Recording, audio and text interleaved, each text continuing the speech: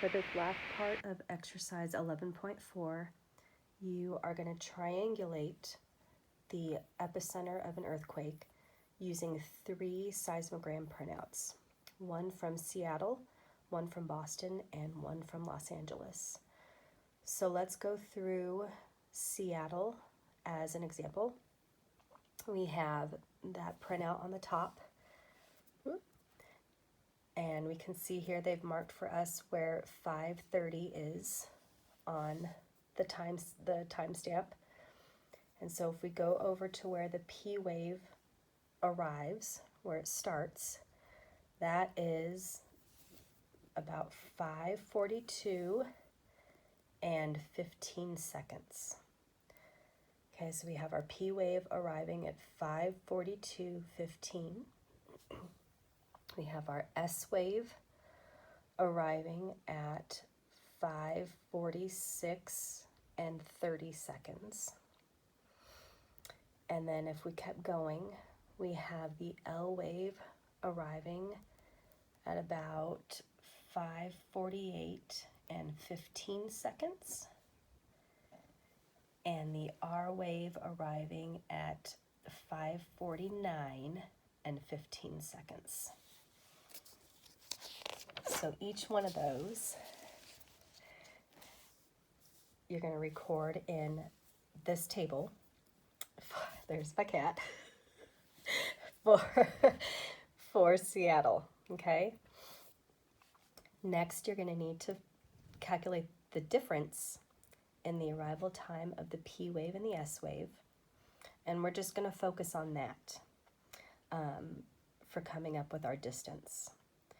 So if you take your P wave arrival time and your S wave arrival time, we came up with 5:42:15 for the P wave arrival.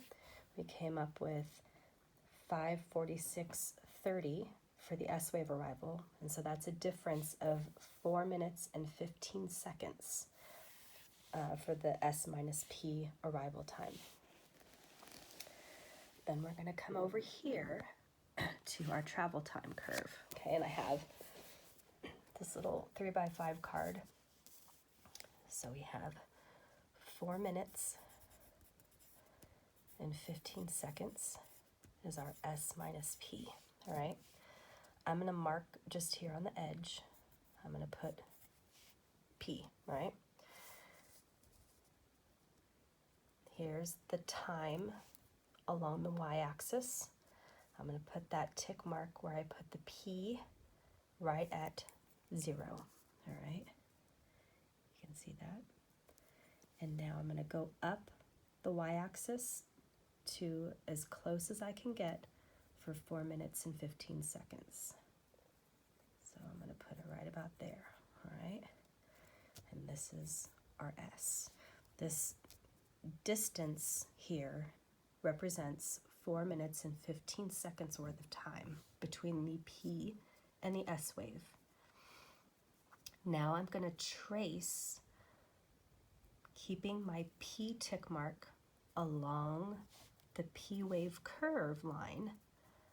I'm going to trace it, keeping it as level as I can, until the S wave tick mark intercepts the S line.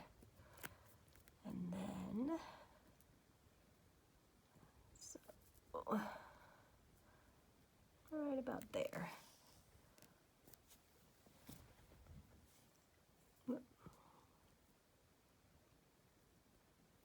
And it's nice and level. And so if I were to draw a line where it comes down and intersects my x-axis, my distance, that is about 2,800 kilometers, okay?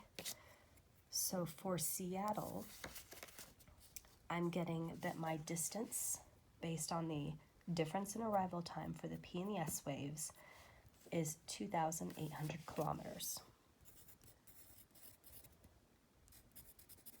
All right, you're going to repeat that for both Boston and Los Angeles. And then once you have all three distances, you get to come over here and you have this map of the United States. You have the three locations on the map, and you have this scale bar right here. If you have a drafting compass tool, that's great. If you don't, see if you can find a piece of string. You're going to lay out that string on the scale bar so that it is 2,800 kilometers long in the case of Seattle. Then you're going to put one end on Seattle, and you're going to do your best to do some kind of semicircle. You're going to do the same thing for Los Angeles and Boston once you have those distances. And where those three semicircles intersect, or the area that is within those three, that is where the epicenter of your earthquake is.